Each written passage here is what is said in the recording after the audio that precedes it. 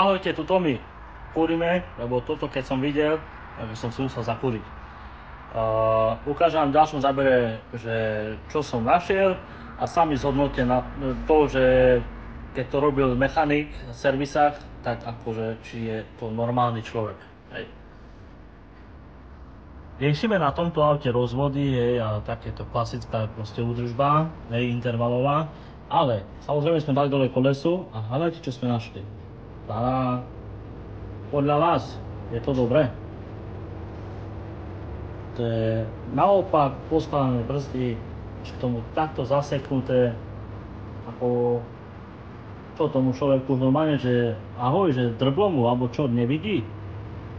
Myslíte mi, že jak to fakt pochopím, keď aj to robil učeň, alebo takto, není problém, že to robil učeň, ale kurva, nech tam stojí taký typek, kto tomu rozumie a nech povie, že chuju, toto si dám zle, naopak. A nie, že takto nechať a ešte povedať taká, že to je fajn skrižená doštička, ktorá proste môže aj vypadnúť tým, že je to skrižené úplne celé a je to nachylné na vypadnutie, alebo môže urobiť problém ako, čo si, už im jebe tým ľuďom, alebo čo?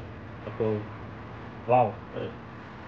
Také banálne chyby, úplne banálne chyby, detské chyby, ako to, ako čo?